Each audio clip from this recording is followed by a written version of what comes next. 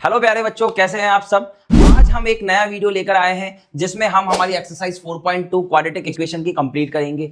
हमने 4.1 कंप्लीट कर ली है। उसका अगर आपने वीडियो नहीं देखा है तो डिस्क्रिप्शन में वो लिंक मिल जाएगा, जाकर उसे कंप्लीट कर लेना। आज हम करने वाले हैं 4.2 क्वाड्रेटिक इक्वेशन। हमने एक चैंपियन सीरीज की शुरुआत कर रखी है जिसमें हम सारी एनसीईआरटी सॉल्यूशन जो कि हमारी बैक एक्सरसाइज है वो हम कंप्लीट करने वाले हैं और एक बेहतरीन तरीके से 10th बोर्ड की जो मैथ है उसको तैयार करने वाले हैं। बिना देरी के हम शुरुआत करते हैं 4.2 जो कि है हमारी क्वाड्रेटिक इक्वेशन। काफी अच्छा चैप्टर है, इंपॉर्टेंट चैप्टर है। मिडिल टर्म स्प्लिटिंग या फिर फैक्टराइजेशन फॉर्मूला उस पर बेस्ड है ये एक्सरसाइज। तो सबसे पहले आपको क्या करना पड़ेगा, सबसे पहले आपको 4.1 देखना पड़ेगा ताकि 4.2 आपका बहुत अच्छी तरीके से आप परफॉर्म कर पाए, क्योंकि 4.1 जो है वो बेसिक है, ठीक है ना। उसमें आप ये सीखते हैं कि कौन सी क्वाड्रेटिक इक्वेशन होती है, किस तरीके से क्वाड्रेटिक इक्वेशन की फॉर्म बनती है, ठीक है। तो 4.2 की हम शुरुआत करते हैं, लेते हैं आज का फर्स्ट क्वेश्चन। और फर्स्ट क्वेश्चन है हमारे पास में, find the roots of the following quadratic equation by factorization. By factorization method से आपको क्या करना है, ये जो इक्वेशन है इनके रूट्स फाइंड करने हैं। अब फैक्टराइजेशन मेथड क्या होता है, फैक्टराइजेशन मेथड होता है कि सर जो मिडिल टर्म होती है ना उसको स्प्लिट करना होता है, ठीक है ना। यही तरीका इसमें हम देखेंगे। तो मिडिल टर्म स्प्लिटिंग के लिए हम क्या करते हैं कि यहां जो लिखा होता है, क्योंकि स्टैंडर्ड फॉर्म क्या होती है, अगर मैं स्टैंडर्ड फॉर्म यहां पर बनाता हूं तो स्टैंडर्ड फॉर्म होती है मेरे पास में ax² plus bx plus c equal to 0। ये मेरी स्टैंडर्ड फॉर्म होती है, ठीक है। तो स्टैंडर्ड फॉर्म में हम क्या करते हैं कि a और c को मल्टीप्लाई कराते हैं। a जो कि कोफिशिएंट ऑफ x² है, c जो कि कांस्टेंट होता है उसे मल्टीप्लाई कराते हैं। अब यहां मैं मल्टीप्लाई कराता हूं तो यहां 1 लिखा है, यहां -10 लिखा है। मतलब ऐसे दो नंबर मुझे चाहिए है जिनका मल्टीप्लाई कराने पर -10 आ जाए, ठीक है। -10 को मैं यहां साइड में लिखता हूं, -10 चाहिए मुझे मल्टीप्लाई कराने पर, और एडिशन सब्ट्रैक्शन पे मुझे -3 चाहिए। यहां पर विद साइन आपको लेना है, ये चीज ध्यान रखना। अब आपको क्या करना है, आपको दो नंबर ऐसे चाहिए जिनका मल्टीप्लाई कराने पर -10 आ जाए और एडिशन सब्ट्रैक्शन कराने पर -3 आ जाए। तो आप मुझे बताइए, क्या मैं यहां पर 5 और 2 ले सकता हूं क्या। देखो 5 2 जा 10 होता है, और अगर मैं 5 को नेगेटिव रख दूं, जैसे मैं यहां पर 5 को नेगेटिव रख देता हूं -5 और उसमें +2 कराता हूं, तो क्या मुझे -3 मिलता है, क्या मिलता है। और माइनस का 5 प्लस का 2 मल्टीप्लाई होकर -10 बनता है। समझ में आ रही है बात, ठीक है। ये आपका रफ वर्क रहने वाला है, मैं यहां पर जरूर करूंगा पर आप इसको साइड में करना। मतलब हमें यहां पर दो नंबर मिल चुके हैं, x² -5x plus 2x -10 equal to 0। ये हमारे पास में इक्वेशन बन जाएगी। अब आपने सही किया है या नहीं किया है वो आप वापस सॉल्व करके देख सकते हैं कि -5x और +2x मिलकर -3x बनता है कि नहीं बनता है, बनता है। तो हमने यहाँ पर ये जो पेयर लिए हैं नंबर्स के वो सही लिए हैं। अब हमें क्या करना है कि हमारे पास में 4 टर्म्स है, तो हमें यहाँ पर दो के पेयर बनाने हैं। ये दो के पेयर बना लिए। ये वाला कंसेप्ट जो है ना मिडिल टर्म स्प्लिटिंग का, वो आपने 9th क्लास में भी सीखा था, ठीक है ना। 8th क्लास में भी थोड़ा सा हम फैक्टराइजेशन करते थे, पर 9th में आपने प्रॉपर तरीके से देखा होगा, ठीक है। चलो, तो अब क्या करना है, इन दोनों के हमने दो पेयर बना लिए, है ना। अब कंफ्यूजन रहता है कि सर 5x को आगे रखना है कि 2x को आगे रखना है। तो मेरा मानना है कि आप है ना किसी भी आगे रख लो, कोई फर्क नहीं पड़ेगा, पर फिर भी आपको क्या करना है कि हमेशा जो आपका बड़ा नंबर रहे ना, चाहे वो नेगेटिव हो या पॉजिटिव, उसे आप आगे रखिए, ठीक है ना, ताकि क्या रहेगा आपके लिए आसानी रहेगी, आप कंफ्यूज ना होंगे, ठीक है। चलो, तो x² -5x, जिसमें से हमें कॉमन लेना है x, तो यहां हमारे पास में रहेगा x -5, ठीक है। बीच में प्लस साइन आ जाएगा। उसके बाद 2 और 10 लिखा है। 2 और 10 की हम बात करते हैं तो 2 की टेबल में 10 जो है वो 5 टाइम पे आता है, मतलब 2 और 10 में से हम कॉमन लेने जाएंगे तो 2 कॉमन ले सकते हैं, है ना। तो हमने ये 2 कॉमन ले लिया, ध्यान से देखना, 2 कॉमन ले लिया। तो यहां क्या बचेगा, x। इस 2x में से आपने 2 कॉमन लिया तो x बचेगा, माइनस साइन आ जाएगा, और 2 5 10 होता है, और इक्वल टू में क्या चल रहा है, 0 चल रहा है। इतनी बात आ गई क्या समझ में। क्या किया है, दो के पेयर बनाए हैं और कॉमन लिया है। पहले में x कॉमन लिया, दूसरे में 2 कॉमन लिया। अब हम इस पूरी टर्म को देखते हैं और इस पूरी टर्म को देखते हैं। तो इन दोनों में से आप देखिए x -5 कॉमन आ रहा है कि नहीं आ रहा है ना। इधर से पूरा अपन ने x -5 को कॉमन उठा लिया, तो यहां क्या बचा है, x बचा है। इसमें से पूरा ये उठा लिया तो x बचेगा, बीच में प्लस आ गया। उसके बाद में क्या करेंगे, x- फिर से उठा लिया तो ये बचा आपका 2, और इक्वल टू में क्या आ जाएगा, 0 आ जाएगा। आगे बात समझ में। तो ये आपके फैक्टराइजेशन मेथड से, quadratic equation by factorization method से आपने दो फैक्टर पता कर लिए। अब आपको रूट पता करना है। तो जो भी आपके पास में फैक्टर आते हैं ना, जैसे x -5 है और एक आया है हमारा x +2, तो इन दोनों को हम क्या कर देंगे, 0 के इक्वल रख देंगे। इन दोनों को हम क्या कर देंगे, 0 के इक्वल रख देंगे। तो ये बनेगा x = 5 और ये बनेगा x इज इक्वल टू -2, क्योंकि आप जब इधर ट्रांसफर करेंगे इससे तो इसका साइन चेंज होगा और इसका भी साइन चेंज होगा। तो इस तरीके से आप इसके रूट्स निकाल सकते हैं और यही फाइनल आंसर होगा। समझ में आ गई बात? ठीक है, क्या किया है, जो भी आपके पास में क्वाड्रेटिक इक्वेशन थी उसे मिडिल टर्म स्प्लिटिंग करी, मिडिल टर्म स्प्लिटिंग जो आपके मिड टर्म होती है उसको स्प्लिट किया है। स्प्लिटिंग करने के बाद में हमने यहाँ पर देखा कि कॉमन आ रहा है, कॉमन लिया, उसका दो फैक्टर बने, दोनों को सेपरेट किया, जीरो के इक्वल किया और फाइनल रूट्स आ गए। ठीक है, फाइनल रूट्स आ गए। अब हमारे पास में सेकंड इक्वेशन आती है। सबसे पहले मिडिल टर्म स्प्लिटिंग, ध्यान से देखना, मिडिल टर्म स्प्लिटिंग करने आप जब जाते हो तो आपके पास में हमेशा स्टैंडर्ड फॉर्म होनी चाहिए, और स्टैंडर्ड फॉर्म मैंने यहाँ लिखी है, क्या होती है, ax square plus bx plus c equal to 0। ठीक है, क्या ये स्टैंडर्ड फॉर्म में है? क्या देखो, यहाँ पर x की पावर 2 है, यहाँ 1 है, यहाँ 0 है, तो ये स्टैंडर्ड फॉर्म में है। तो अब सिंपल हमें क्या करना है, इसे मिडिल टर्म स्प्लिटिंग करनी है। कैसे करते हैं, आगे वाले नंबर को पीछे वाले नंबर से, a को c से क्या कराना पड़ता है, मल्टीप्लाई कराना पड़ता है। तो 2 को आप -6 से कराएंगे तो आपको मिलेगा -12, और बीच में लिखा है आपका 1, मतलब आपको ऐसे दो नंबर चाहिए जिनका मल्टीप्लाई कराने पर तो -12 आ जाए, जिनका मल्टीप्लाई कराने पर तो -12 आ जाए, और या फिर एडिशन सब्ट्रैक्शन पे 1 आ जाए। ठीक है, मल्टीप्लाई कराने पे तो -12 आ जाए और एडिशन सब्ट्रैक्शन पे 1 आ जाए। कैसे कर सकते हैं इसे, है ना? देखो 12 की मैं बात करता हूं तो 4 3 जा 12 होता है, 6 2 जा भी 12 होता है, पर 6 और 2 का आप एडिशन कराएं या सब्ट्रैक्शन कराएं कभी भी आपको 1 नहीं मिलेगा। ठीक है ना, 1 कभी भी नहीं मिलेगा।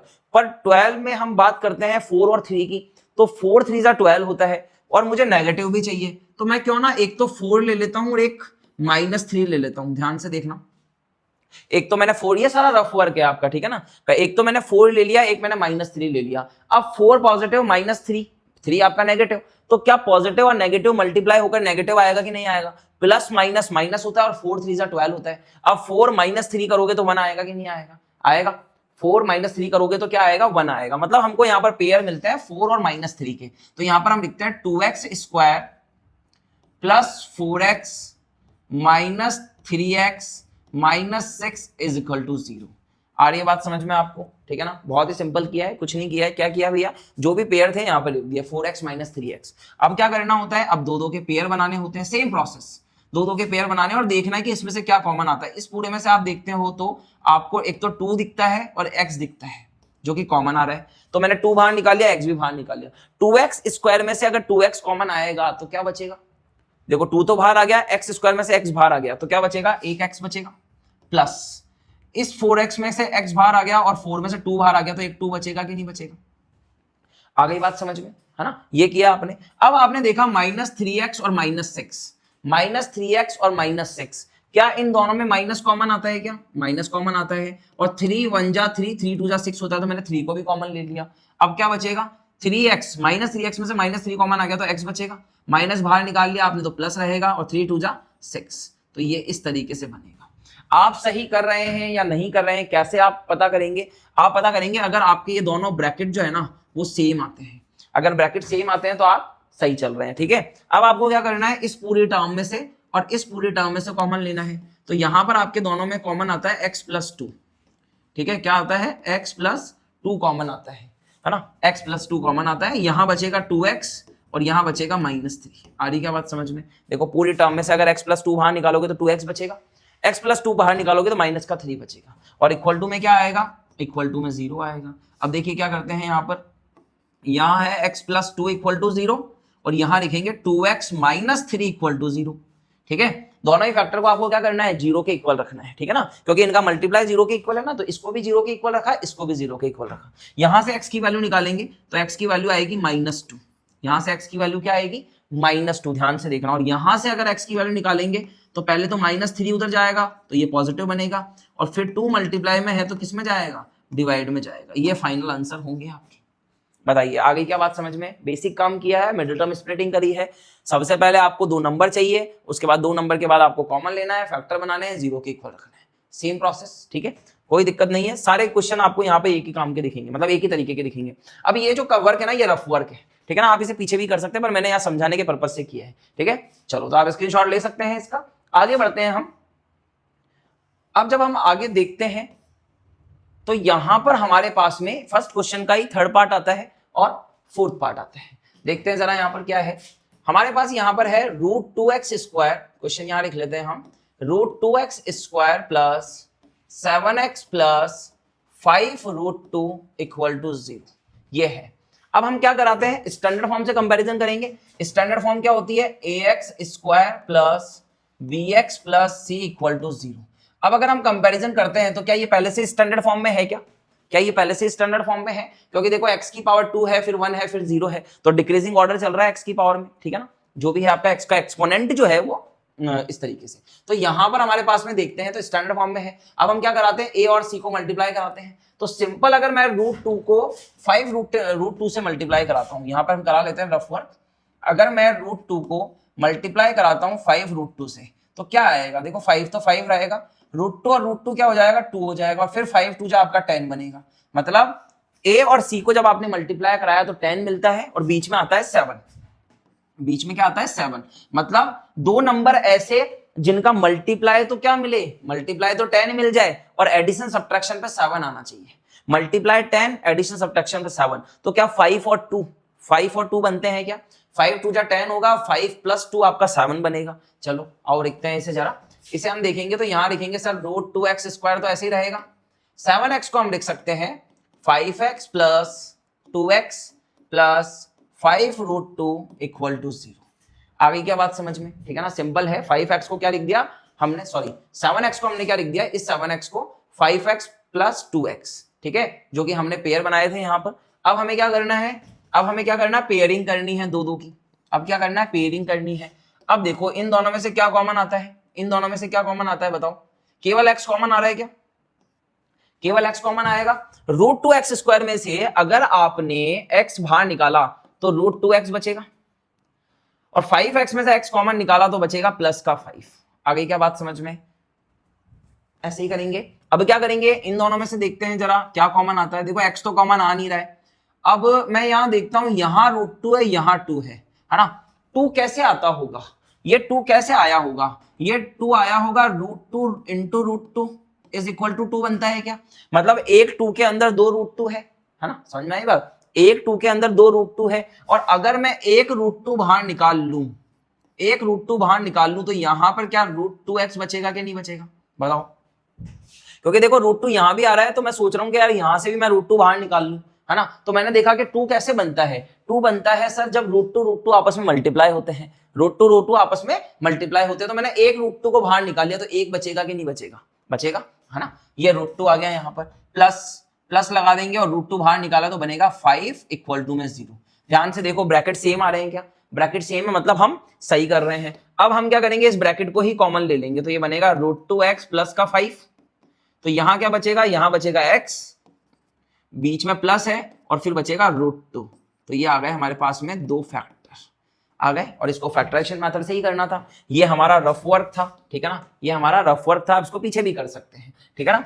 चलो आ जाओ, अब क्या करेंगे सर, एक बार इस वाले ब्रैकेट को क्या करना है, 0 के इक्वल रख दो, और एक बार इस वाले ब्रैकेट को 0 के इक्वल रख दो, ठीक है। तो यहां से अगर x की वैल्यू निकालने जाएंगे तो √2 ऐसे ही रहेगा, और 5 उधर जाकर माइनस का बनेगा, तो x की वैल्यू आएगी -5/√2, और यहां से हम देखते हैं तो x इज इक्वल टू आएगा -√2। इस तरीके से आपके दो रूट्स आ जाएंगे। चूंकि ये क्वाड्रेटिक इक्वेशन है तो इसमें दो ही रूट्स आते हैं, ठीक है ना। आ गई बात समझ में, चलो तो इस तरीके से इस क्वेश्चन को करेंगे। अब हमारे पास में अगला क्वेश्चन आता है, क्या ये समझ में आ गया है आपको, है ना। नहीं आया तो फिर से रिवाइज कर लेना, सिंपल है, कुछ भी नहीं किया है। Middle term splitting, common factor और फिर रूट्स, ठीक है। चलो अब हमारे पास में क्वेश्चन है sir 2x² - x + 1/8 equal to 0, है ना। देखो मिडिल टर्म स्प्लिटिंग आप कर सकते हैं, बट सबसे पहले सोचने वाली बात यह है कि इस फ्रैक्शन फॉर्म को हमें क्या करना पड़ेगा, डिसॉल्व करना पड़ेगा। इस फ्रैक्शन फॉर्म को क्या करना पड़ेगा, डिसॉल्व करना पड़ेगा। कैसे डिसॉल्व कर सकते हैं इसे, एक काम कर सकते हैं, 8 का एलसीएम ले सकते हैं, या फिर पूरी इक्वेशन को 8 से मल्टीप्लाई करा दो। अगर आप देखो मल्टीप्लाई कराओगे तो यहाँ 8 आएगा, 8 से 8 कट जाएगा, यहाँ 8 और यहाँ पर 8, है ना। तो पूरी इक्वेशन को अपन क्या कर रहे हैं, इस पूरी इक्वेशन को किससे मल्टीप्लाई करा रहे हैं, 8 से मल्टीप्लाई करा रहे हैं, है ना। LHS RHS दोनों ही पार्ट मल्टीप्लाई होंगे, चाहे तो एलसीएम भी ले सकते हैं, अदरवाइज मल्टीप्लाई भी करा सकते हैं, ठीक है। तो मल्टीप्लाई कराता हूं मैं, तो ये बनेगा मेरे पास में 16x² - 8x, और जब 8 यहां मल्टीप्लाई होगा तो 8 से 8 कट जाएगा तो बचेगा +1, और जब 8 0 से मल्टीप्लाई होगा तो 0 बनेगा। आ गई स्टैंडर्ड फॉर्म आपके पास में। A x square plus b x plus c की फॉर्म में है कि नहीं है एक्स स्क्वायर की पावर डिक्रीजिंग ऑर्डर में है। अब क्या करते हैं, ए और सी को मल्टीप्लाई कराते हैं, तो ए और सी को जब 16 और 1 को कराओगे तो आपको क्या मिलता है, आपको मिलता है 16, और यहां है आपका माइनस का 8। मतलब दो नंबर ऐसे जिनका मल्टीप्लाई कराने पर 16 आ जाए और एडिशन सब्ट्रैक्शन माइनस का 8 आ जाए। तो क्या यहां पर मैं -4 ले सकता हूं क्या? देखो ध्यान से भाई, 16 के फैक्टर करने हैं आपको, 4 × 4 कर दिया 16 बनता है, पर पॉजिटिव आना चाहिए और यहां नेगेटिव आना चाहिए। तो एक काम करते हैं, -4 कर लेते हैं, माइनस माइनस प्लस बन जाएगा, 4 × 4 16 हो जाएगा, और -4 मिलकर माइनस का 8 बनेगा कि नहीं बनेगा? बनेगा। चलो तो आगे देखते हैं कैसे लिखेंगे हम इसे। हम लिखेंगे sir 16x square -4x plus का 1 = 0। आ गई बात समझ में? ये हमने एक पेयर बनाया, ये हमने एक पेयर बनाया। अब क्या करना है, यहां पर सिंपल, यहां पर देखो 16 और 4 आ रहा है, 16 और 4 में से क्या 4 कॉमन आ सकता है क्या? और साथ में x स्क्वायर x भी आ रहा है, तो मैं ऐसा करता हूं 4x कॉमन ले लेता हूं। तो यहां 16 से 4 बाहर निकाला तो 4 आएगा, यहां पर x स्क्वायर में से x कॉमन ले लिया तो x बनेगा, माइनस 4x पूरा आ गया तो 1 आएगा कि नहीं आएगा? 4x - 1 बनेगा। उसके बाद यहां देखना कि यार यहां माइनस आ रहा है, यहां प्लस आ रहा है, और मेरा ब्रैकेट जो है ना यहां माइनस लेकर आ रहा है, तो क्यों ना मैं माइनस कॉमन ले लेता हूं, है ना? और इन दोनों में से कुछ भी कॉमन नहीं आता है तो माइनस का 1 ले लेते हैं। जहां पर कुछ कॉमन नहीं आता वहां पर हम 1 को कॉमन लेते हैं, ध्यान रखना, ठीक है? उसके बाद क्या करेंगे, माइनस कॉमन ले लिया, 1 कॉमन ले लिया, ये 4x बचेगा, पॉजिटिव अंदर है, माइनस कॉमन लिया तो ये बनेगा -1 = 0। समझ में आ गई क्या बात? ठीक है ना? ये अब देखो, इससे पूरे को देखो और इस पूरे को देखो, क्या इसमें से 4x - 1 कॉमन आ रहा है क्या? और यहां पर भी आपका बनेगा 4x - 1, मतलब सेम ब्रैकेट बन गए आपके, है ना? बन सकते हैं, ऐसा कोई दिक्कत नहीं है, सेम ब्रैकेट बन सकते हैं। अब क्या करेंगे, दोनों ही ब्रैकेट को 0 के इक्वल रखेंगे। एक बार हम इसे 0 के इक्वल रखेंगे, 4x - 1 = 0, और एक बार इसे रखेंगे 4x - 1 = 0। यहां से देखो 4x = 1, क्योंकि नेगेटिव उधर जाएगा तो क्या बनेगा, पॉजिटिव बनेगा। क्या बात समझ में आ रही है क्या? है ना? मिडिल ऑफ स्प्लिटिंग है, बेसिक है, कोई दिक्कत नहीं है। अब 1 को इधर भेजा तो ये x, अब इस 4 को डिवाइड में भेजेंगे तो ये बनेगा 1/4। क्या बनेगा? 1/4। यहां पर बात करते हैं हम, 4x = 1, तो x की वैल्यू आएगी 1/4। ये आपके फाइनल आंसर हो जाएंगे। समझ में आ गई बात? ये दोनों ही आप इस तरीके से निकालेंगे तो रूट निकल जाएंगे, और दोनों ही रूट कैसे आ रहे हैं आपके, सेम आ रहे हैं। ठीक है, समझ में आ गई बात? ठीक है, ये आपके थर्ड और फोर्थ पार्ट कंप्लीट हो चुके हैं फर्स्ट क्वेश्चन के। ठीक है, अब हम चलते हैं आगे की तरफ। तो आगे देखते हैं, हमारे पास में फिफ्थ क्वेश्चन आता है जो कि फर्स्ट क्वेश्चन का ही पार्ट है। और यहां पर हमें क्या करना है, यहां पर भी हमें मिडिल टर्म स्प्लिटिंग करनी है। तो सबसे पहले हम इक्वेशन देखते हैं। हमारे पास में 100x² - 20x प्लस का 1 = 0। ठीक है, समझ में आई बात? बिल्कुल ध्यान से पढ़िए, कोई दिक्कत नहीं है। हम हरी नहीं करेंगे, हम जल्दी नहीं करेंगे, हम आराम से सीखेंगे। क्यों? क्योंकि फोर्थ चैप्टर को हमें मजबूत बनाना है। 4.1 मैंने पहले कंप्लीट कराई है, 4.2 आज हम कंप्लीट करेंगे। ठीक है, स्टेप बाय स्टेप एक एक चैप्टर कंप्लीट करेंगे पूरा का पूरा, और एनसीईआरटी सॉल्यूशन को बहुत बेहतरीन तरीके से करेंगे। उसके बाद हम जो हमारे असर्शन रीजंस हैं, केस स्टडीज है, लॉन्ग क्वेश्चन, एमसीक्यूज, ये सारे कवर कराऊंगा मैं आपके। ठीक है ना, तो बहुत ही आसानी से हम सब कुछ कवर करेंगे। अभी अप्रैल मंथ जो है हमारा एंडिंग चल रही है, और उसमें हमने फोर्थ चैप्टर कंप्लीट कर लेंगे। ठीक है ना, तो हम बहुत जल्दी सिलेबस कंप्लीट करने के बाद हमारे एमसीक्यूज, असर्शन रीजन, मतलब हमारे पास में एक लंबा टाइम है बोर्ड को प्रिपेयर करने के लिए, तो लगे रहेंगे हम काम पर। ठीक है ना, बिना डिस्ट्रैक्शन के, ना इधर उधर की बातें करनी है, ना इधर उधर डिस्ट्रैक्शन होना है। ठीक है ना डिस्ट्रैक्ट होना है। आपको क्या करना है, सिंपल फोकस पढ़ाई पर होना चाहिए। ठीक है, कोई फालतू की बातें यहाँ पर एंजॉय नहीं करने वाले हैं, केवल स्टडी मटेरियल मिलेगा आपको। ठीक है, तो उस चीज को आप फोकस करके अपने बोर्ड की प्रिपरेशन कीजिए। टारगेट अपना हाई लेकर चलिए। परसेंटेज जो भी आप सोचते हैं उसे आप एक पेपर पे लिखकर चिपका दीजिए जहां पर आप स्टडी करते हैं, और उसको दिमाग में रखिए कि क्यों आपने स्टार्ट करा है, क्यों आपने 10th बोर्ड को स्टार्ट किया, एक एम के साथ किया है ना? एक एम है आपका, तो उस एम को बनाए रखने के लिए कंसिस्टेंसी और डिसिप्लिन, इन 2-3 चीजों की आपको जरूरत पड़ेगी। तो बिना डिस्ट्रैक्ट हुए अपने पढ़ाई को एंजॉय कीजिए, अपने स्टडी को एंजॉय कीजिए। चीजें नहीं आती है तो समझने की कोशिश कीजिए। डाउट आपका दिमाग में नहीं रहना चाहिए। चैप्टर वाइज चैप्टर आप जब कंप्लीट करते हैं तो चैप्टर इस तरीके से कंप्लीट होना चाहिए कि सर आप कहीं से भी क्वेश्चन आ जाए हम कर जाएंगे। ठीक है ना, उसके लिए थोड़ा सा आपको क्या करना पड़ेगा, फोकस करना पड़ेगा, चीजों को समझना पड़ेगा। ठीक है ना, और डिसिप्लिन में रहकर कंसिस्टेंसी से वर्क करना पड़ेगा। आ रही बात समझ में? तो ये हमारे पास में फिफ्थ क्वेश्चन है फर्स्ट क्वेश्चन का फिफ्थ पार्ट। देखते हैं इसे कैसे स्प्लिटिंग से सॉल्व करेंगे। तो यहां पर स्टैंडर्ड फॉर्म में है ये इक्वेशन, तो 100 को हम क्या करेंगे 1 से मल्टीप्लाई कराएंगे, तो हमारे पास में आता है 100 और बीच में हमारे पास में लिखा है -20।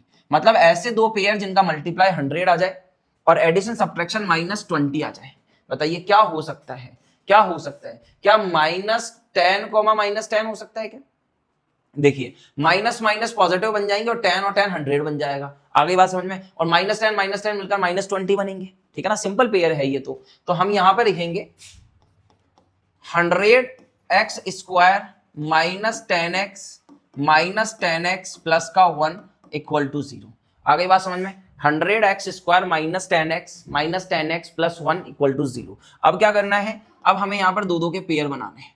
ये दो के पेयर बनाए आपने, इसमें से आप देखो क्या x कॉमन आता है और साथ ही साथ में 10 भी कॉमन आ जाएगा, तो 10x यहाँ पर कॉमन आएगा।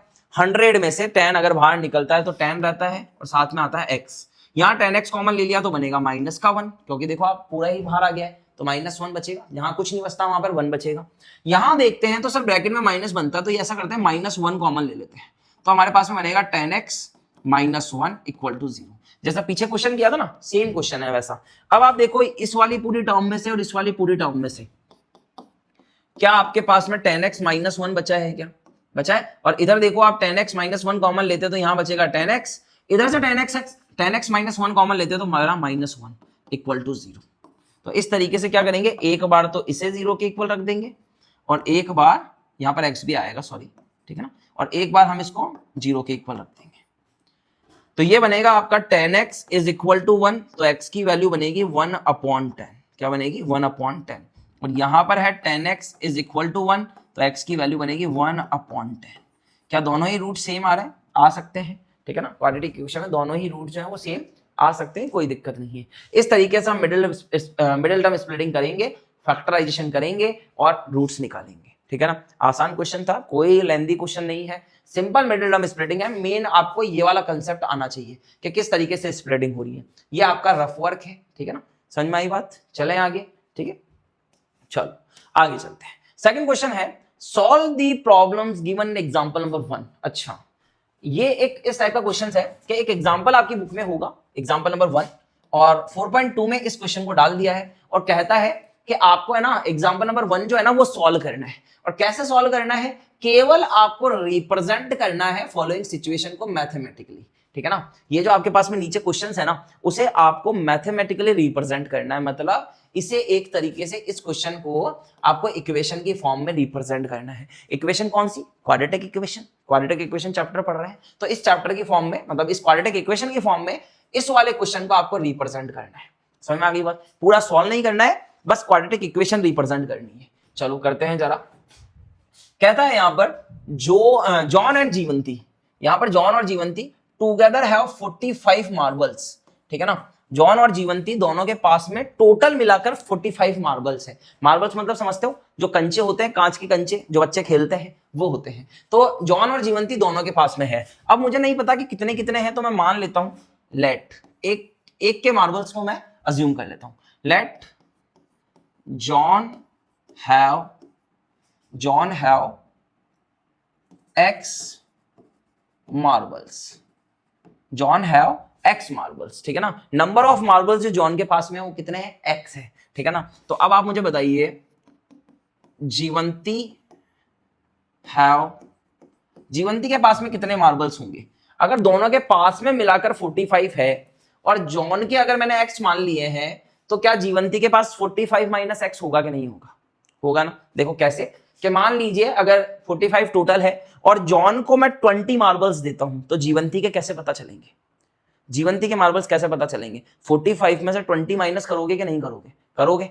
20 माइनस 45 में से 20 माइनस करोगे तो 25 आएगा, तो जीवंती के कितना जो है 25 होंगे। मतलब माइनस करोगे कि नहीं करोगे? करोगे ना। तो हम जीवंती के मार्बल्स निकालने के लिए अगर जॉन के x है तो जीवंती के 45 माइनस x मार्बल्स होंगे कि नहीं होंगे? बताओ, इतनी बात आ रही है समझ में? अगर जॉन x होल्ड करता है तो जीवंती 45 माइनस x करेगी, ठीक है ना। बहुत सिंपल है, कोई दिक्कत नहीं है। अब क्या बोलता है आगे? कंडीशन है both of them lost 5 marbles. अच्छा, दोनों ही क्या करते हैं? 5 मार्बल्स को लॉस्ट कर देते हैं, मतलब दोनों के नुकसान हो जाता है 5 मार्बल्स का। ईच, ठीक है ना, दोनों को, and the product of the numbers of the marble they now have is 124। अच्छा, क्या कहता है, ध्यान से देखना, बोलता है कि जॉन और जीवंती के जितने भी मार्बल्स है ना, उनमें से दोनों की 5-5 का लॉस हो गया, 5-5 का लॉस हो गया। और अब आप इन दोनों को लॉस के बाद में, जितना भी लॉस हुआ है उसके बाद जब आप मल्टीप्लाई कराते हो, प्रोडक्ट कराते हो, तो आपको कितना मिलता है, 124। तो पहले तो आप क्या करो, दोनों को 5 मार्बल माइनस कर दो क्योंकि लॉस हुआ है, तो जॉन के मार्बल्स बनेंगे x - 5 और जीवंती के बनेंगे 45 - x - 5। ये बनेंगे कि नहीं बनेंगे? और दोनों का प्रोडक्ट कितना होता है टोटल, 124।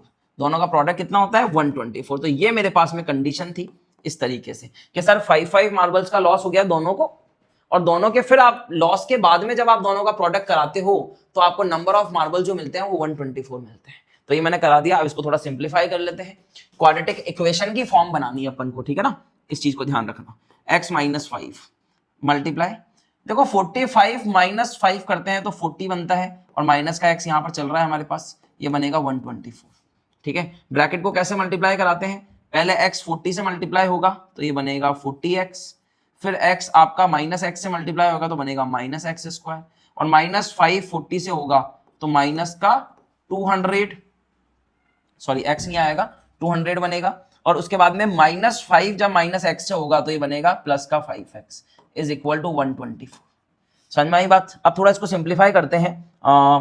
40x और 5x मिलकर क्या बनेगा, 45x बनेगा, माइनस का x² चल रहा है, और ये 200 उधर भेज दीजिए आप, तो ये बनेगा 124 + 200।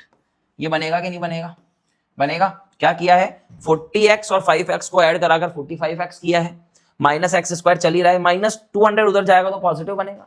कैसे बनेगी ये इक्वेशन देख लेना, ये बनेगी 45x - x² is equal to, इन दोनों का ऐड कराओ, 200 में 124 को ऐड कराओगे तो ये 324 बनेगा कि नहीं बनेगा, 324 बनेगा, है ना। अब क्या करते हैं, इन दोनों को ही हम उधर ट्रांसफर कर देते हैं, है ना, ध्यान से देखना, x² उस तरफ जाता है तो पॉजिटिव बनेगा, 45x उधर जाता है तो नेगेटिव बनेगा, और आपका 324 जो प्लस का था वो तो चल ही रहा था, और इधर आ जाएगा आपका इक्वल टू में 0।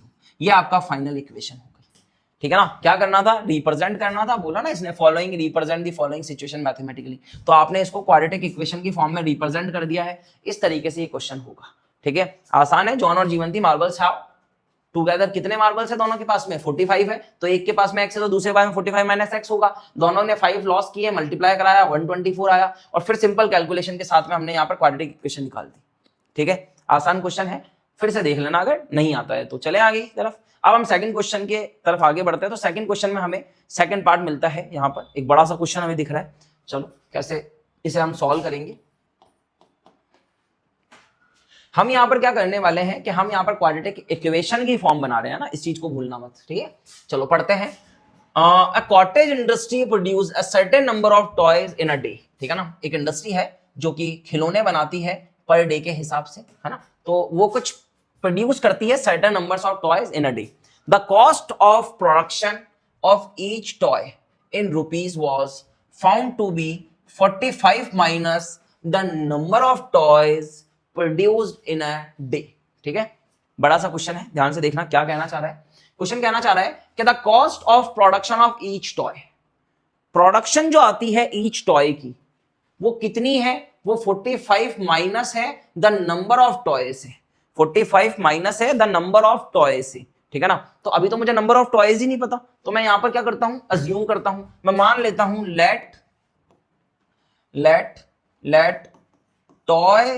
let toys produced in a day is equal to x। एक दिन में कितने टॉय प्रोड्यूस होते हैं, x। तो मैंने यहां पे क्या लिखा है कि एक दिन में कितने टॉयज प्रोड्यूस होते हैं, x, ठीक है ना। अब मैं निकालता हूं यहां पर कॉस्ट ऑफ ईच टॉय की कॉस्ट। ईच टॉय की कॉस्ट क्या है, बड़े ध्यान से देखना, क्या बोलता है, cost of production of each toy was found 45 minus the number of toys produced in a day। अब आपने जितने भी पूरे दिन में टॉय प्रोड्यूस करे हैं 45 माइनस करना है, तब जाकर आपके पास में कॉस्ट ऑफ ईच टॉय आएगा। मतलब एक खिलौने की आपके पास में कॉस्ट आएगी। आ रही है बात समझ में? टोटल टॉय जो प्रोड्यूस करें वो x है, और अगर आप 55 में से माइनस करते हैं इस नंबर को तो आपके पास में कॉस्ट आ जाती है रुपीज में। और देखो ध्यान से, कॉस्ट कैसी है? ईच टॉय, एक खिलौने की कीमत है ये, ठीक है। अब ये बोलता है ऑन अ पर्टिकुलर डे, किसी एक पर्टिकुलर डे पर the total cost of production was 750, ठीक है ना, ठीक है। एक पर्टिकुलर डे पर टोटल कॉस्ट जो प्रोडक्शन की है वो 750 रुपए है। तो आपको यहां पर क्या करना है? इक्वेशन बतानी है। अब आप मुझे बताओ कि टोटल कॉस्ट क्या होती है। मान लीजिए मैंने 10 खिलौने बनाए और एक खिलौना 10 रुपए का है, 10 खिलौने बनाए और एक खिलौना 10 रुपए का है, तो 10 इंटू 10 तो 100 कॉस्ट आएगी कि नहीं आएगी? बताओ आएगी क्या? भाई एक टॉय आपका 10 रुपए का है और आपने 10 टॉय बनाए हैं, तो टोटल कॉस्ट 100 आएगी। मतलब नंबर ऑफ टॉय और कॉस्ट ऑफ ईच टॉय आप मल्टीप्लाई कराएंगे, तो नंबर ऑफ टॉय और cost of each toy multiply कराएंगे तो कितना आएगा? 750, ठीक है ना। क्या कंडीशन है? बड़ा ही प्यारा क्वेश्चन है ये आपका, ठीक है ना। देखने में लग रहा है टफ सा पर इजी है, ठीक है। तो आप क्या कराएंगे? x को मल्टीप्लाई कराएंगे ना 45 माइनस एक्स से, तब जाकर आपकी टोटल कॉस्ट आएगी, वो है 750, ठीक है। चलो अब क्या कराइए? रिप्रेजेंट करना है, सिंपल मल्टीप्लाई होगा। x 55 से होता तो ये बनेगा 55x, और x माइनस एक्स से होगा तो बनेगा माइनस एक्स स्क्वायर, यहाँ आएगा 750। अब इन दोनों को उधर ट्रांसफर कर दो ताकि ये साइन जो है ये वाला पॉजिटिव बन जाए। हमें इसे स्टैंडर्ड फॉर्म में ले जाना है, तो हम चाहते हैं कि एक्स स्क्वायर हमारा पॉजिटिव दिखे, तो एक्स स्क्वायर उधर जाएगा, है ना। उधर जाएगा तो भी मैं इसे ही लिख रहा हूँ, इधर ध्यान से देखना। एक्स स्क्वायर उधर जाएगा तो ये बनेगा पॉजिटिव, 55x उधर जाएगा तो बनेगा नेगेटिव 55x, और ये तो पहले से ही पॉजिटिव है उस तरफ, तो 750, और इस तरफ का जीरो मैंने उधर लिख दिया, तो ये बन गया जीरो। ये बन गई आपके पास में क्वाड्रेटिक इक्वेशन, जिसको हमें रिप्रेजेंट करना था। यही तो क्वेश्चन था हमारे पास कि जो भी सिचुएशन गिवन है उसे मैथमेटिकली आपको क्या करना है? रिप्रेजेंट करना है। तो इस तरीके से होगा। ये वाली चीज समझने लायक थी इसमें, ठीक है ना, कि एक दिन कितने खिलौने बनाए जाते हैं, एक दिन में x, और एक खिलौने की कीमत कितनी है? 55 माइनस एक्स, ठीक है ना। लैंग्वेज बेस्ड क्वेश्चन है। उसके बाद कंडीशन थी कि टोटल कॉस्ट जो है एक दिन की वो 750 आती है। तो 750 कैसे आती है भैया? जब आप किसी एक दिन के टॉय को टोटल कॉस्ट से मल्टीप्लाई कराते हैं, एक कॉस्ट मतलब एक टॉय की कॉस्ट से मल्टीप्लाई कराते हैं तो 750 आता है। चलें आगे, ठीक है। चलो तो अब बढ़ते हैं हम आगे की तरफ, और हमारे पास में थर्ड क्वेश्चन आता है। सेकंड क्वेश्चन के हमारे दो पार्ट थे, ये थर्ड क्वेश्चन है। कहता है find two numbers whose sum is 27 and product is 182। आपको दो नंबर ऐसे फाइंड करने हैं। आपको क्या करना है? टू नंबर्स फाइंड करने हैं जिनका सम तो 27 है और प्रोडक्ट जो है वो 82 है, 182 है, ठीक है। तो दो नंबर, तो एक नंबर को मान लेते हैं हमेशा हम, तो सेकंड नंबर अपने आप आ जाएगा क्योंकि सम दे रखा है हमें। तो हम क्या करते हैं? Let first number is x। तो हमारा जो सेकंड नंबर होगा ना, सेकंड नंबर वो क्या हो जाएगा? बताओ वो क्या होगा? अगर दोनों का सम 27 है तो एक अगर x है तो दूसरा 27 माइनस एक्स होगा कि नहीं होगा? बताओ। अगर एक x है, भाई दो नंबर है, दोनों का सम जो है वो 27 है, एक अगर x है तो दूसरा 27 माइनस एक्स होगा कि नहीं होगा? बताओ।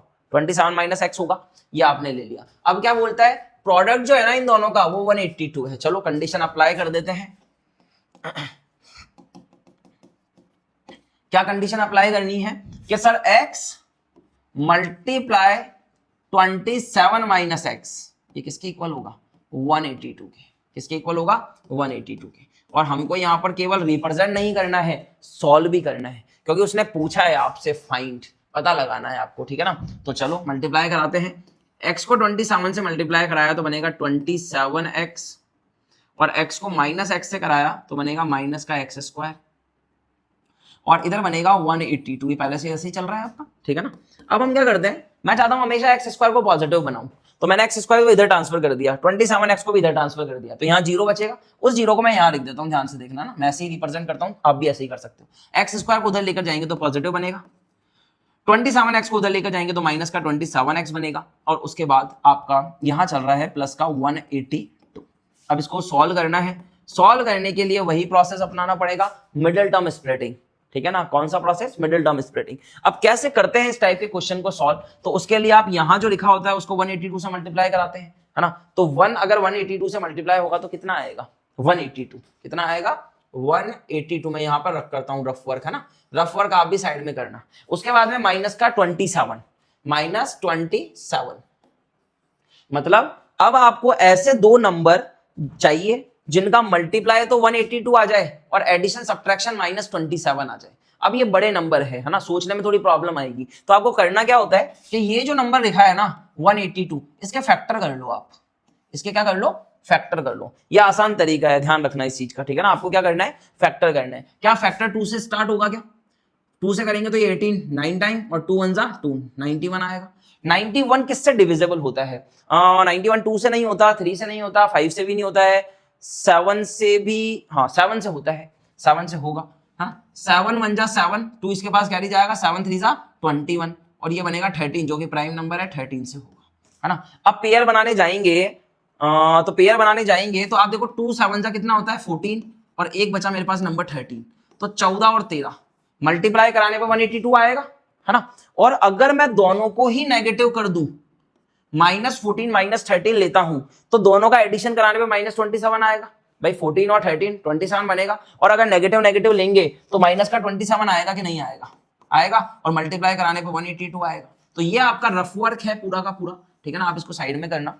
तो 182 जो है वो आ सकता है कब, जब मैं -14 और -13 लेता हूं। मिल गए मुझे दो पेयर, कैसे मिलेंगे, बाय फैक्टराइजेशन मेथड। ये फैक्टर कर लेना, प्राइम फैक्टर कर लेना, कोई भी जो आपका नंबर रहेगा वो आपको आसान लगने लगेगा, ठीक है ना।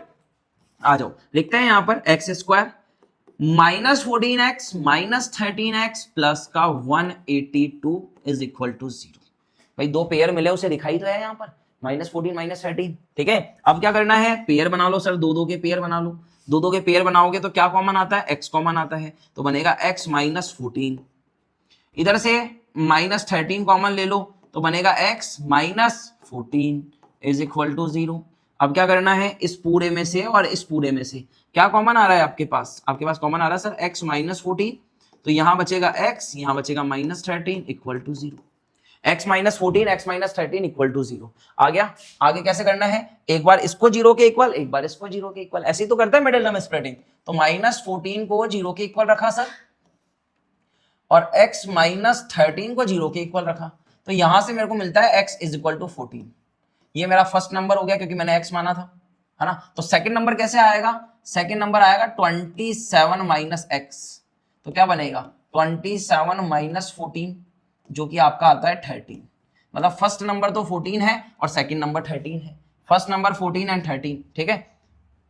उसी तरीके से यहां देखना x की वैल्यू 13 आती है जो कि फर्स्ट नंबर बनता है। अब सेकंड नंबर कैसे निकलेगा, 27 - x मतलब 27 - 13 जो कि आएगा 14, ठीक है।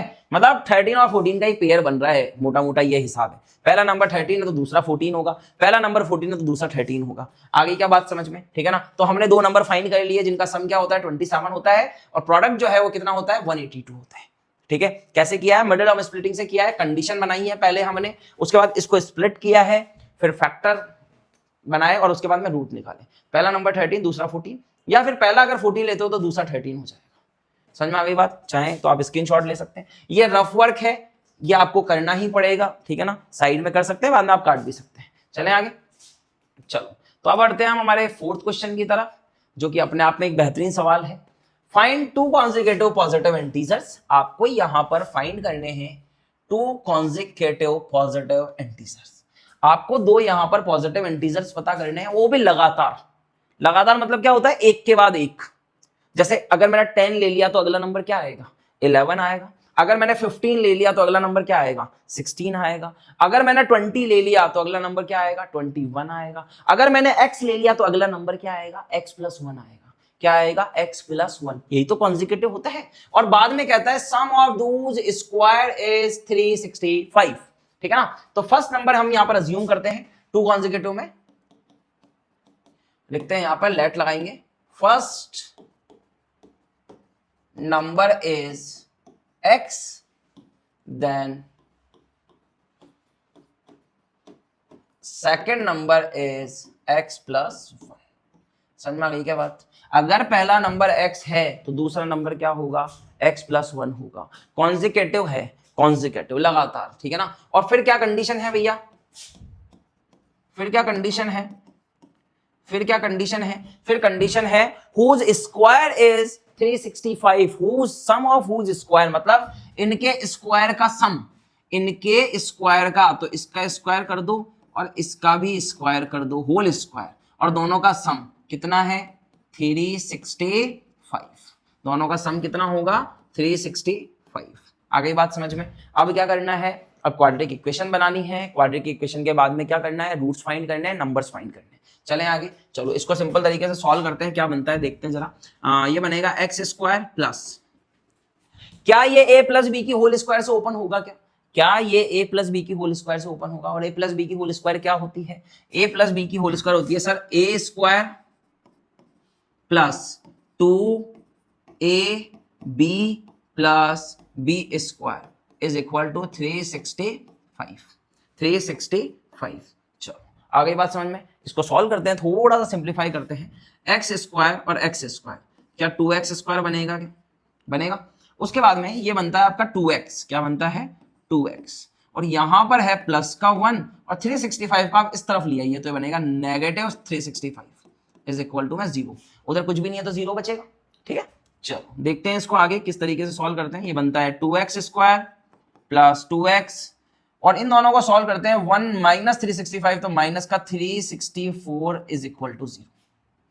ठीक है, ये हमारे पास में क्वाड्रेटिक इक्वेशन आ गई है। पर अभी भी इस क्वाड्रेटिक इक्वेशन को देखते हैं हम, तो यार इसमें से 2 कॉमन ले सकते हैं, यहाँ 2 आ रहा है, यहाँ भी 2 आ रहा है, ये भी 2 से डिविजिबल है, तो 2 को हम कॉमन निकालते हैं और 0 में भेज देते हैं, ताकि और हमारी इक्वेशन जो है वो थोड़ी सिंपल हो जाए। 2 को निकाल के 0 में भेज रहा हूं, मैं लिख नहीं रहा हूं यहाँ पर, डायरेक्ट है ना, देखते हैं। X square plus x minus, इसमें से आपने 2 निकाला तो ये बनेगा 182 इक्वल टू 0।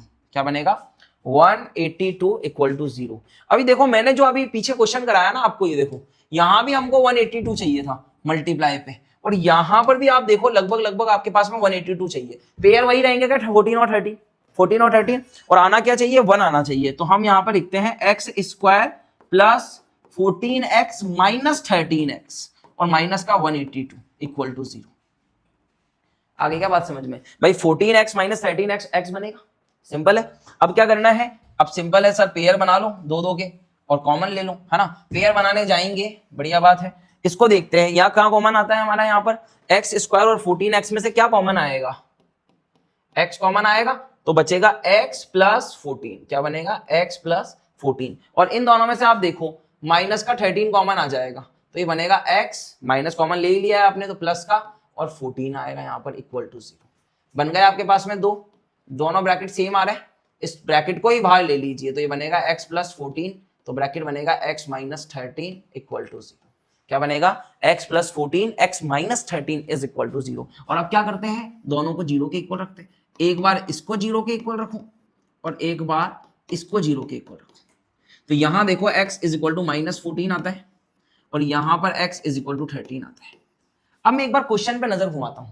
क्वेश्चन में मुझे लिखा था पॉजिटिव इंटीजर, क्या लिखा था पॉजिटिव इंटीजर, तो क्या मैं ये नेगेटिव वाला ले सकता हूं, क्या नहीं ले सकता हूं, तो ये तो हो जाएगा मेरा इनवैलिड। क्या हो जाएगा इनवैलिड, क्योंकि ये तो इनवैलिड होगा भैया, है ना, ये क्या हो जाएगा इनवैलिड।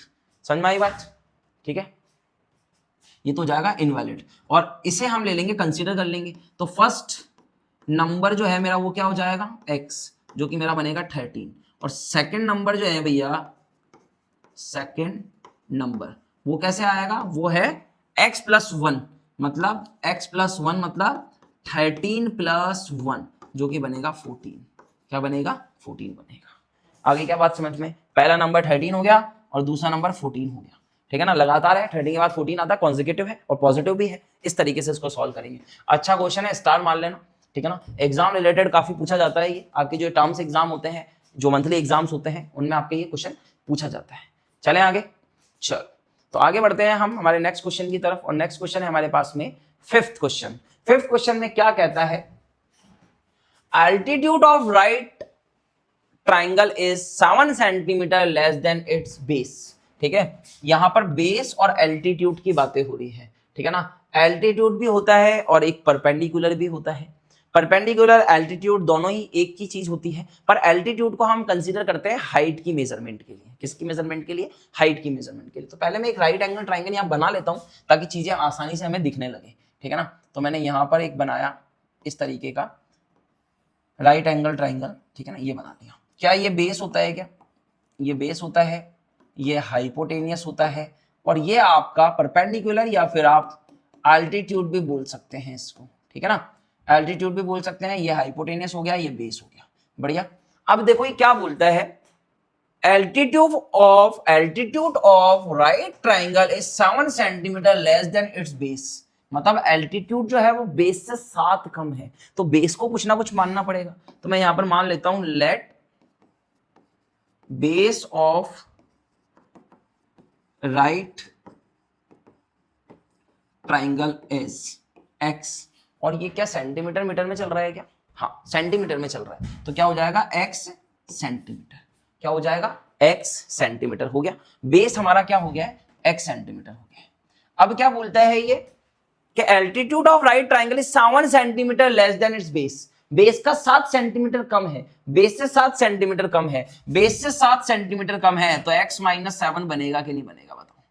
सेंटीमीटर लगा दो, इन पे भी लगा दो आप सेंटीमीटर, है ना।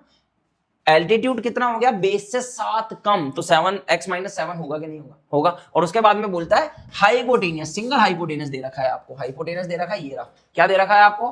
13 सेंटीमीटर। तो ये हम लगा देंगे यहाँ पर 13 सेंटीमीटर, ये हमारा बन जाएगा 13 सेंटीमीटर।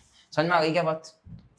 क्या इतनी बात समझ में आ रही है क्या? देखो बेस हमें दे रखा नहीं है, पर बेस से रिलेशन दे रखा है किसका? एल्टीट्यूड का। तो बेस को मैंने x मान लिया, तो एल्टीट्यूड मेरा x माइनस 7 हो गया, और हाइपोटेनस सिंगल हमको दे ही रखा है। अब ये बोलता है फाइंड द अदर 2 साइड्स, है ना।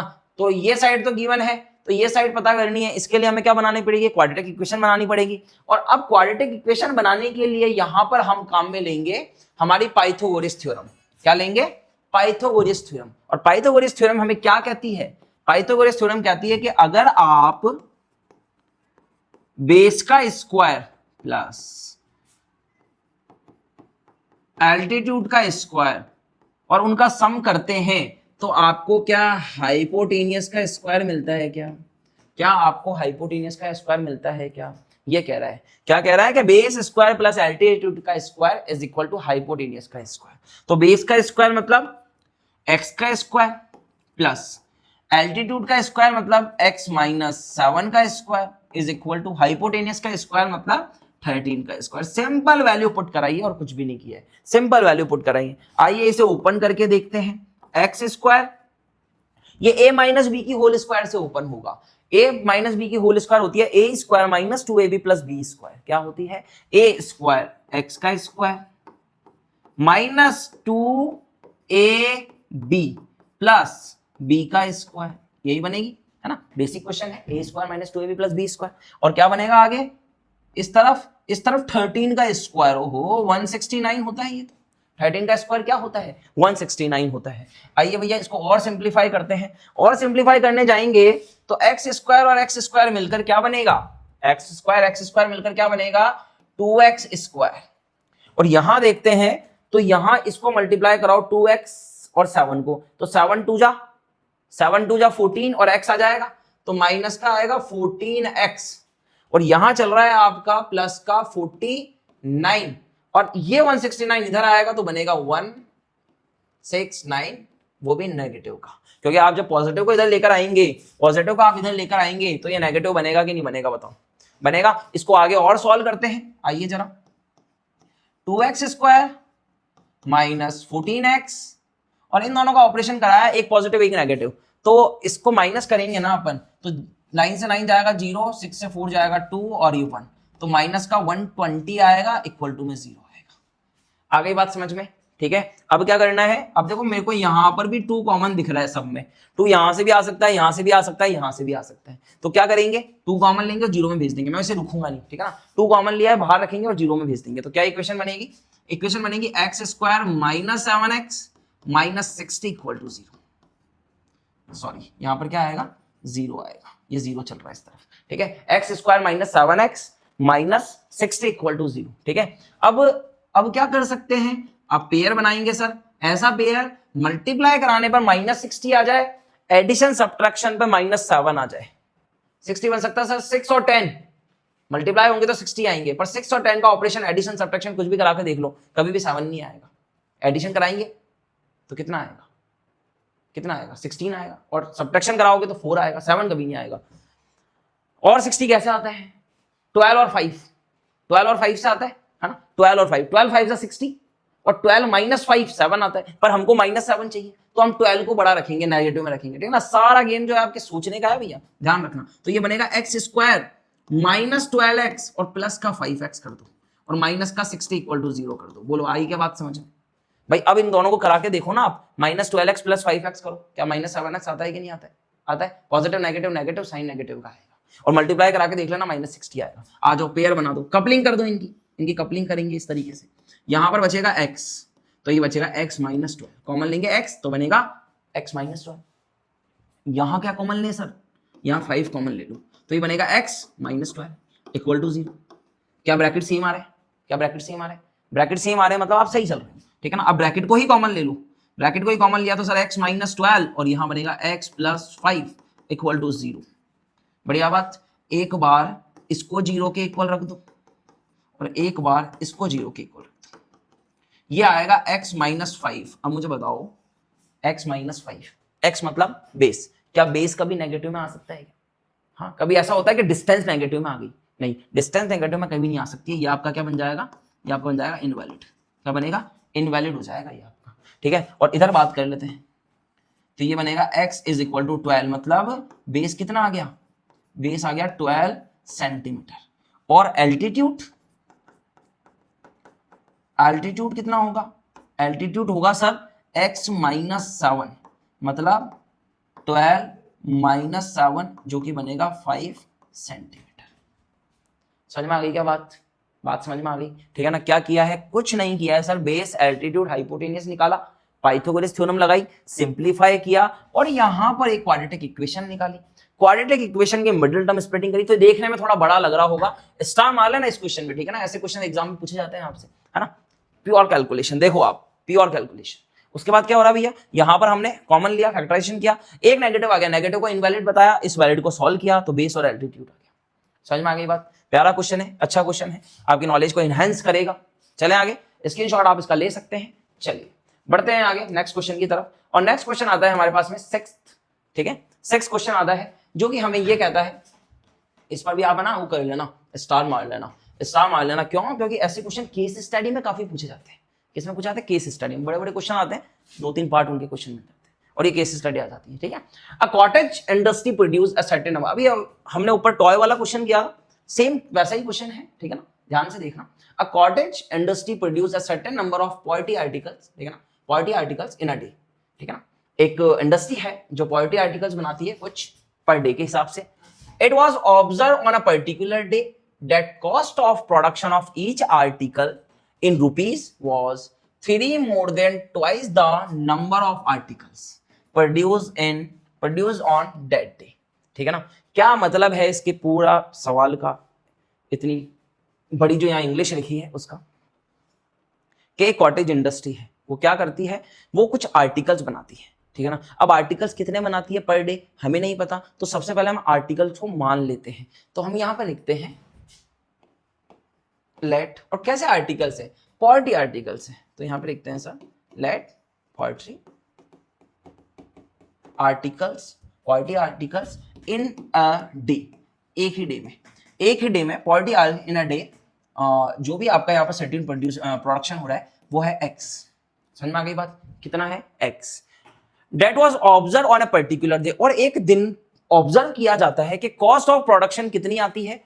कॉस्ट ऑफ प्रोडक्शन आती है 3 more than twice the number of articles. तो मैं यहां पर कॉस्ट देखता हूं, ध्यान से देखना, ठीक है ना।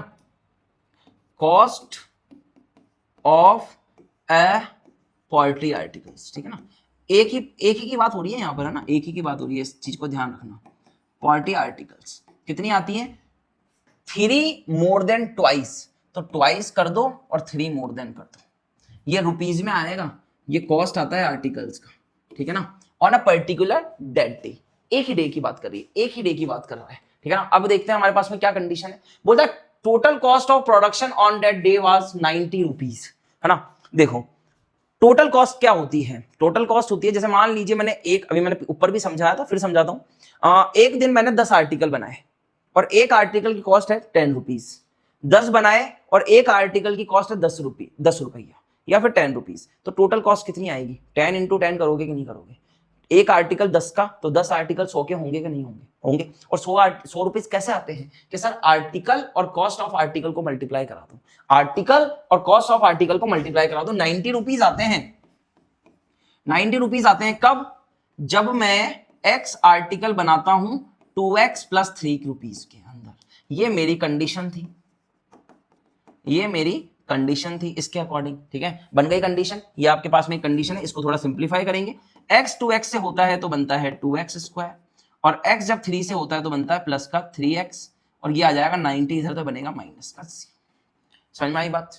ठीक है, ध्यान से देख लेना। फिर से क्या किया है कि सर टोटल कॉस्ट कैसे आएगी? टोटल कॉस्ट तो sir article, number of article को कॉस्ट से मल्टीप्लाई कराओगे तभी आएगी, है ना। नंबर ऑफ आर्टिकल को कॉस्ट से मल्टीप्लाई कराया तो टोटल कॉस्ट आएगी कि नहीं आएगी? आएगी। अब हमने क्या किया है, इसको सिंप्लीफाई किया है। अब हम इसकी मिडिल टर्म स्प्लिटिंग करेंगे, तो 2 को मल्टीप्लाई करा दो -90 से, कितना आता है? -180। कितना आता है? -180। यहां पर आ जाइए, फिर से रफ वर्क करेंगे। 180 माइनस का मल्टीप्लाई कराने पर चाहिए और एडिशन सब्ट्रैक्शन पे 3 चाहिए। ऐसे दो नंबर जिनको मल्टीप्लाई कराने पर -80 आ जाए और एडिशन सब्ट्रैक्शन पे 3 आ जाए, बताओ ऐसे दो नंबर क्या हो सकते हैं? दो नंबर की हम बात करें तो यहां पर 15 3 12 3 15 और 12 हो सकते हैं आई थिंक, है ना। फिर भी आपको समझ में नहीं आ रहा तो आप उसको 180 को कर लेना। देखो मुझे तो 15 और 12 नजर आ रहा है, क्योंकि अगर मैं इसको माइनस ले लेता हूं, सॉरी इसको तो पॉजिटिव ले लो, इसको माइनस ले लो, ताकि हमारे को यहाँ पर पॉजिटिव नंबर चाहिए ना। अगर नेगेटिव चाहिए होता तो मैं 15 को नेगेटिव लेता, अभी पॉजिटिव चाहिए तो मैंने छोटे को नेगेटिव ले लिया, है ना, मतलब 12 को नेगेटिव लिया। अब 15 को 12 से मल्टीप्लाई कराओ, 15 10 जा तो 150 होता है, और 2 और ऐड कराओगे तो 30 ऐड कराओगे तो 180 आएगा कि नहीं आएगा? आएगा। तो हम यहाँ पर क्या ले रहे हैं? 15 और -12, तो भैया ये बनेगा आपके पास में 2x square plus 15x minus 12x और माइनस का 90 इक्वल टू 0। यही बनेगा, ठीक है ना। आसान है, क्या किया है? सिंपल मल्टीप्लाई करा दिया, ठीक है ना। सॉरी हमने पेयर बना दी। अब यहां पर हम पेयर बनाएंगे इन दोनों के, इन दोनों के। तो यहां देखो आप क्या कॉमन आता है, यहां पर कॉमन आ रहा है x, तो यहां बनेगा 2x प्लस 15। क्या बनेगा? 2x plus 15। यहां देखते हैं हम, यहां देखते हैं हम, तो हमारा यहां पर जो है वो 3 कॉमन आ रहा है ना। एक तरीके से 3 कॉमन आ रहा है हमारा, एक 2 भी कॉमन आ रहा है ना। पर आप यहां से क्या कॉमन लोगे कि आपका ये जो पेयर है वो सेट हो जाए? तो ऐसा करते हैं हम यहां से 6 कॉमन ले लेते हैं, 6। तो यहां बनेगा, देखो 12 से 6 कॉमन लोगे तो 2 बनेगा, x बनेगा माइनस, और इसको इससे डिवाइड कराते हो तो 1 और 5 15 आएगा कि नहीं आएगा? ब्रैकेट सेम हो गए, है ना। सॉरी यहाँ नेगेटिव कॉमन लिया तो यहाँ पॉजिटिव आएगा, ठीक है। देखो आप अच्छे से भाई, 12 और 19 की हम बात करते हैं तो यहाँ पर 6 की टेबल में दोनों आते हैं कि नहीं आते हैं? 15 टाइम पर आपका 90 आता है और 2 टाइम पर आपका 12 आता है, तो हमने -6 को कॉमन ले लिया। अब हम अगर इस पेयर में, सॉरी इस टर्म में और इस टर्म में देखते हैं तो दोनों ही टर्म्स में हमारे पास में क्या कॉमन आता है? 2x plus 15। क्या आता है? 2x plus 15। देखो 2x प्लस 15 इसमें भी आ रहा है, इसमें भी आ रहा है। 2x प्लस 15 इधर से कॉमन लोगे तो क्या बचेगा? अकेला x बचेगा, है ना, ब्रैकेट में x डाल देंगे, और इस तरफ क्या बचेगा? माइनस का 6 बचेगा, तो ये बनेगा -6 इक्वल टू 0। इस तरफ तो बनेगा 2x प्लस 15 और साथ में बनेगा x minus 6 is equal to 0।